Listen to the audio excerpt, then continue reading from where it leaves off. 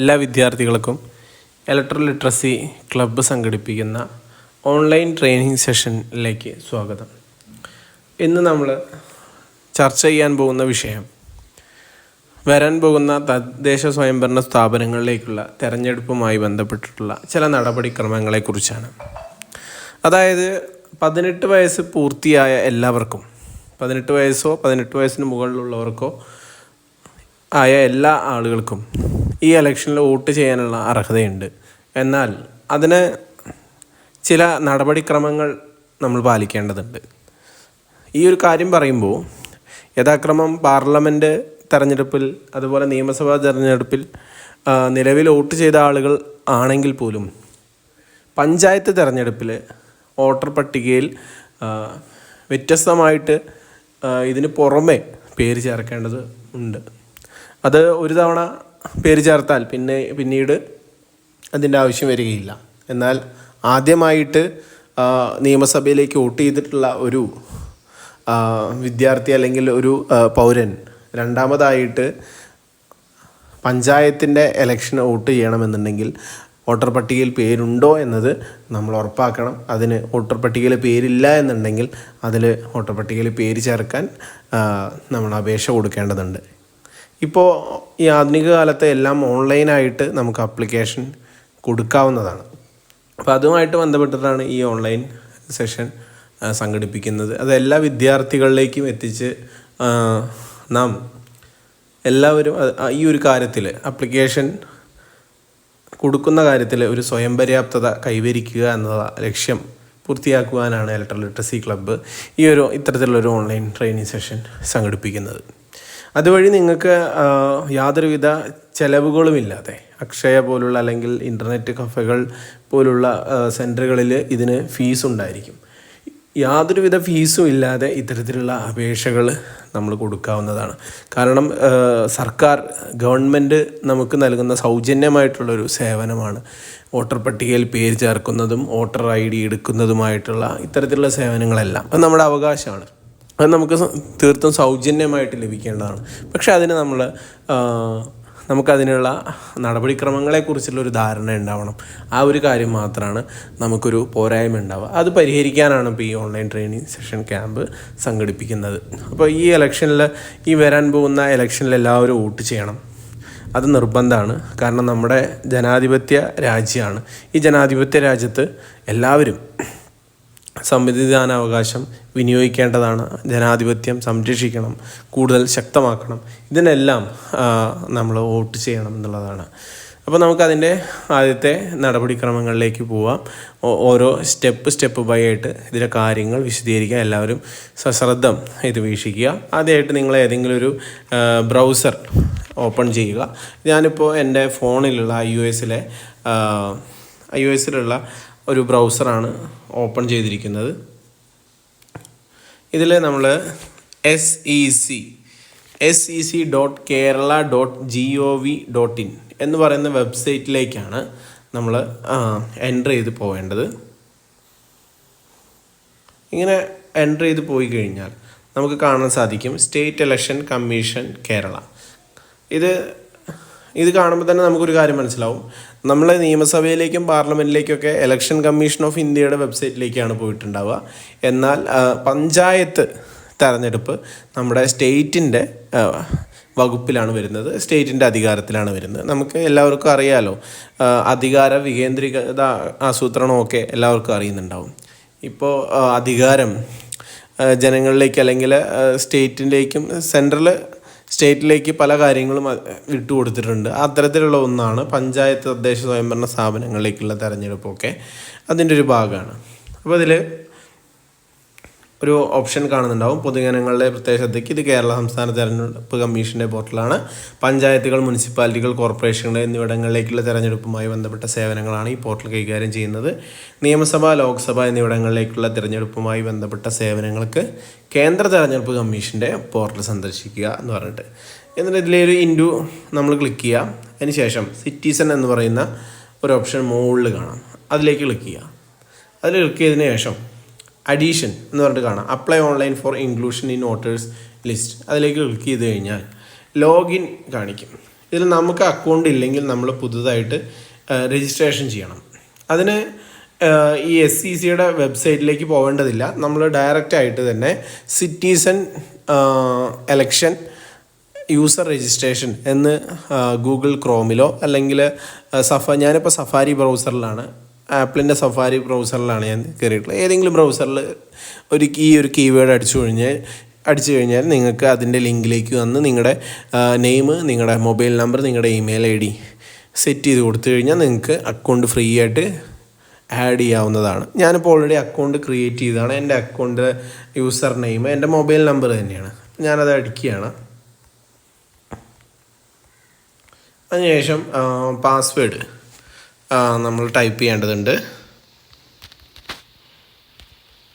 ഞാൻ എൻ്റെ password type ചെയ്തു. അതിനുശേഷം ഇതിൽ കാണുന്ന ക്യാപ്ച ടൈപ്പ് ചെയ്ത് ലോഗിൻ ചെയ്യണം.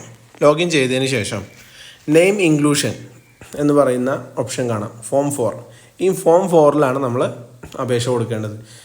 താഴെ കുറേ ഓപ്ഷൻസ് ഉണ്ട്. കറക്ഷൻ, ഫോം 6, എന്തെങ്കിലും നിലവിൽ പേര് ചേർക്കപ്പെട്ട ആളുകളുടെ പേരുകൾ എന്തെങ്കിലും തെറ്റുണ്ടെങ്കിൽ അത് കറക്ഷൻ ചെയ്യാം, ട്രാൻസ്പൊസിഷൻ ചെയ്യാം. അതായത് നിങ്ങൾ സ്ഥലം മാറിയിട്ടുണ്ടെങ്കിൽ അതിനുള്ള അപേക്ഷയാണ് ഫോം 7. പിന്നെ പ്രവാസി വോട്ടർക്ക് പേര് ചേർക്കാനുള്ള ഓപ്ഷൻസ് ഉണ്ട്. അതുപോലെ നിങ്ങൾക്ക് നിങ്ങളുടെ നാട്ടിലെ ഏതെങ്കിലും വ്യക്തി തെറ്റായിട്ട് വോട്ടർ പട്ടികയിൽ പേരുണ്ടെങ്കിൽ അതിനുള്ള ആക്ഷേപം ഉന്നയിക്കാനും മറ്റുമായിട്ടൊക്കെ നിരവധി ഓപ്ഷൻസ് ഉണ്ട്. നമുക്ക് വേണ്ടത് പേര് ചേർക്കാനുള്ളതാണ്. അതിന് ഫോം 6ലേക്ക് ക്ലിക്ക് ചെയ്യുക. അപ്പോൾ നിങ്ങൾക്ക് കാണാൻ സാധിക്കും കൂട്ടിച്ചേർക്കലുകൾ എന്ന് പറഞ്ഞിട്ട് കാണാം. നിലവിൽ വോട്ടർ പട്ടികയിൽ പേര് ഉൾപ്പെട്ടിട്ടുണ്ട്, നിലവിൽ വോട്ടർ പട്ടികയിൽ പേര് ഉൾപ്പെട്ടിട്ടില്ല. 2 ഓപ്ഷൻസ് ഉണ്ടാവും. നിലവിൽ വോട്ടർ പട്ടികയിൽ പേര് ഉൾപ്പെട്ടിട്ടില്ല എന്നുണ്ടെങ്കിൽ മാത്രം അതിൽ ക്ലിക്ക് ചെയ്യുക, അല്ലെങ്കിൽ ഉൾപ്പെട്ടിട്ടുണ്ട് എന്നുള്ള രീതിയിലേക്ക് ക്ലിക്ക് ചെയ്യുക. അതിന് second step polling station. Third section voter information. നമ്മൾ അതിൽ എൻട്രി ചെയ്ത് കൊടുക്കണം. നമ്മുടെ പേര്, നമ്മുടെ ഫാദറിൻ്റെ നെയിം, നമ്മുടെ മദറിൻ്റെ നെയിം, നമ്മുടെ അഡ്രസ്സ്, നമ്മുടെ പിൻകോഡ്, ഇത്രയും കാര്യങ്ങളാണ് വോട്ടർ ഇൻഫർമേഷനിൽ നമ്മൾ ടൈപ്പ് ചെയ്ത് കൊടുക്കേണ്ടതുള്ളൂ. സ്റ്റെപ്പ് 4ൽ നമ്മുടെ ഒരു പാസ്പോർട്ട് സൈസ് ഫോട്ടോയുടെ ഡിജിറ്റൽ ഫോർമാറ്റ് അപ്ലോഡ് ചെയ്ത് കൊടുക്കുകയാണ് പറയുന്നത്. അത് ഇതിൽ പറയുന്ന KB സൈസൊക്കെ ഉണ്ടാവും. ആ സൈസിലേക്ക് നമ്മൾ ചുരുക്കുകയോ കൂട്ടുകയോ ചെയ്തിട്ട് വേണം ഇത് അപ്ലോഡ് ചെയ്ത് കൊടുക്കാൻ. സ്റ്റെപ്പ് 5ൽ നമുക്ക് ഈ അപേക്ഷ പ്രിവ്യൂ ചെയ്യാം. ലാസ്റ്റ് നമുക്ക് സബ്മിറ്റ് ചെയ്ത് കൊടുക്കാം. അപ്പോൾ നമ്മൾ നിലവിൽ വോട്ടർ പട്ടികയിൽ പേര് ഉൾപ്പെട്ടിട്ടില്ലാത്തവരായിരിക്കും ഭൂരിഭാഗം വിദ്യാർത്ഥികൾ. അപ്പോൾ നമ്മൾ അതിലേക്ക് ക്ലിക്ക് ചെയ്യുക. ക്ലിക്ക് ചെയ്തതിന് ശേഷം ഇതിൽ കാണാം ഡിസ്ട്രിക്റ്റ് സെലക്ട് ചെയ്യുക. വാർഡ് നിങ്ങളുടെ അടുത്തുള്ള വാർഡ് മെമ്പറോടോ അല്ലെങ്കിൽ വീട്ടിൽ ആരുടെയെങ്കിലും ചോദിച്ചു കഴിഞ്ഞാൽ അവർ പറഞ്ഞു തരും നിങ്ങളുടെ വാർഡ് നമ്പർ ഏതാണ്. അതവിടെ ക്ലിക്ക് ചെയ്യുക. താലൂക്ക് ഇപ്പോൾ ഒറ്റപ്പാലം താലൂക്കിൻ്റെ പരിധിയിലുള്ള ആളുകളാണെങ്കിൽ ഒറ്റപ്പാലം താലൂക്കാണ് കൊടുക്കേണ്ടത്. ലോക്കൽ ബോഡി, അത് നിങ്ങളുടെ പഞ്ചായത്ത് ഏതാണോ നിങ്ങളുടെ പഞ്ചായത്ത് വെച്ചാൽ ആ പഞ്ചായത്താണ് കൊടുക്കേണ്ടത്. പോളിംഗ് സ്റ്റേഷൻ, നിങ്ങളുടെ തൊട്ടടുത്തുള്ള ഏതെങ്കിലും സ്കൂള് കാണും, തൊട്ടടുത്തുള്ള സ്കൂളുകൾ, അതായത് നിങ്ങളുടെ വീട്ടിൽ നിലവിൽ പഞ്ചായത്ത് തെരഞ്ഞെടുപ്പിൽ വോട്ട് ചെയ്ത ആളുകളുണ്ടായിരിക്കും. അവരുടെ ബൂത്ത് തന്നെ അവരുടെ പോളിംഗ് സ്റ്റേഷൻ തന്നെ കൊടുക്കാനായിട്ട് ശ്രദ്ധിക്കുക. LIC എന്ന് പറഞ്ഞിട്ട് കാണാം, അത് ലോക്കൽ. ഇതിവിടെ ഡിസ്ട്രിക്റ്റ് നമ്മൾ പാലക്കാട് സെലക്ട് ചെയ്തു. അതുപോലെ വാർഡിന് മുന്നേ ആദ്യം നമ്മൾ താലൂക്ക് കൊടുക്കണം. പട്ടാമ്പി താലൂക്ക് കൊടുത്തു. പട്ടാമ്പി താലൂക്കിന് ശേഷം ലോക്കൽ ബോഡി നാഗലശ്ശേരി കൊടുത്തു. പോളിംഗ് സ്റ്റേഷൻ, അതിന് ശേഷം ഇതൊക്കെ വരുള്ളൂ. പിന്നീട് വാർഡ് വരുന്നു. അപ്പോൾ അവിടെ നാഗലശ്ശേരി വാർഡ് കൊടുത്തു. പിന്നെ പോളിംഗ് സ്റ്റേഷൻ ഇവിടെ കാണാം, അംഗനവാടി ചാലാച്ചി, നാഗലശ്ശേരി അംഗനവാടി അവിടെ കൊടുത്തു. അതിനുശേഷം ഇത് കാണാം, നിങ്ങളുടെ അസംബ്ലി ഏതാണെന്നാണ് ചോദിക്കുന്നത്, നിയമസഭയിലേക്കുള്ള. ഞാനിവിടെ തൃത്താല കൊടുത്തു. ഇനി സബ്മിറ്റ് കൊടുത്തു കഴിഞ്ഞാൽ നിങ്ങളുടെ വോട്ടർ ഇൻഫർമേഷനിലേക്കാണ് വരിക. അത് ഞാൻ ഈ പറഞ്ഞ പോലെ തന്നെ നിങ്ങളുടെ നെയിം, നിങ്ങളുടെ ഫാദറിൻ്റെ നെയിം, നിങ്ങളുടെ അഡ്രസ്സ്, നിങ്ങളുടെ മൊബൈൽ നമ്പർ, മറ്റു കാര്യങ്ങളാണ് ആകെയുള്ളത്. പിന്നെ അപ്ലോഡ് ഫോട്ടോ കൊടുക്കുക. ലാസ്റ്റ് പ്രിവ്യൂ, നമ്മുടെ ആപ്ലിക്കേഷനിൽ എന്തെങ്കിലും തെറ്റുകളുണ്ടോ എന്നുള്ളത് നമുക്കൊന്ന് കാണാനുള്ള ഇതുണ്ടാവും. അതിനുശേഷം സബ്മിറ്റ്, ലാസ്റ്റാണ് സബ്മിറ്റ് കൊടുക്കുക. അങ്ങനെ എൻട്രി ചെയ്ത് പോവുകയാണ് വേണ്ടത്. ഞാനിപ്പോൾ ഇതിൽ ഓൾറെഡി അപേക്ഷ കൊടുത്ത ആളാണ്, എന്നാലും ഞാൻ നിങ്ങൾക്ക് കാണാൻ വേണ്ടിയിട്ട് ഞാൻ സബ്മിറ്റ് ഇവിടെ കൊടുക്കുന്നുണ്ട്.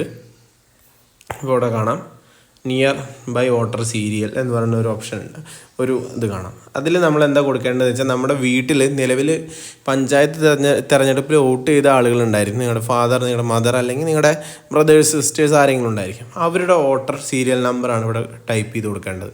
പിന്നെ നിയർ ബൈ വോട്ടർ ടൈപ്പ്, അത് ഫാമിലി മെമ്പർ ആവും മിക്കവാറും. ഫാമിലി മെമ്പർ കൊടുക്കുക. സീരിയൽ നമ്പർ ഫാമിലി മെമ്പറിൻ്റെ പോലെ നമ്മൾ കൊടുക്കുക. പിന്നെ വോട്ടറിൻ്റെ നെയിം ഇംഗ്ലീഷിൽ കൊടുക്കുക. പിന്നെ ഇവിടെ മലയാളത്തിൽ ഇവിടെ ഞാനിവിടെ ഹാൻഡ് റൈറ്റിംഗ് ആണ് ഇതിൽ കൊടുത്തില്ല. അപ്പോൾ ഹാൻഡ് റൈറ്റിങ്ങിൽ എനിക്ക് ഇവിടെ മനു എസ് നായർ എന്ന് പറഞ്ഞിട്ട് കൊടുക്കാം. ഇത് എൻ്റെ പേരാണ്. ഇങ്ങനെ കൊടുക്കുന്നു.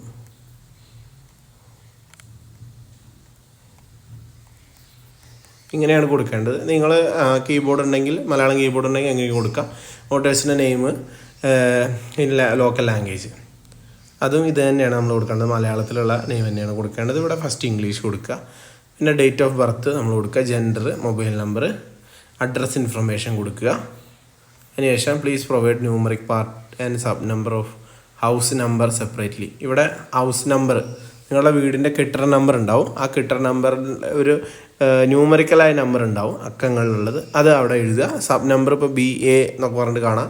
അവിടെ ആ സബ് നമ്പറും കൊടുക്കുക. ഹൗസ് നെയിമും ഇതേപോലെ മലയാളത്തിൽ കൊടുക്കണം. ഇംഗ്ലീഷിൽ ഹൗസ് നെയിം കൊടുക്കാനുള്ള ഓപ്ഷൻസ് ഉണ്ട്.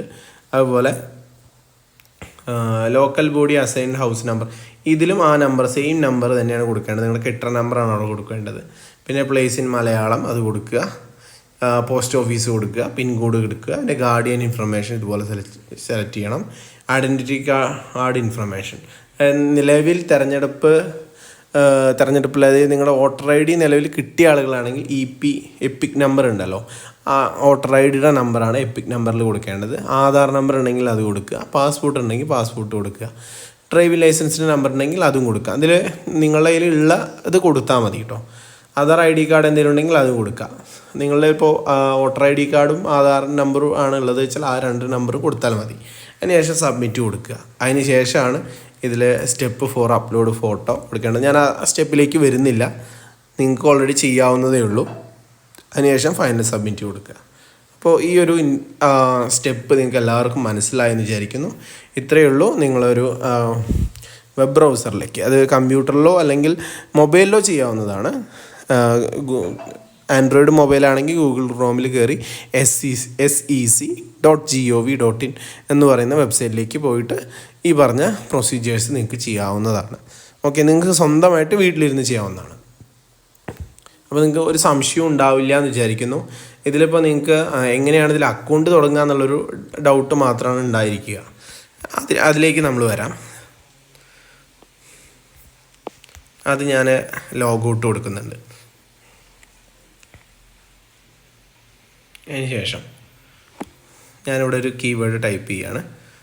SCC citizen registration.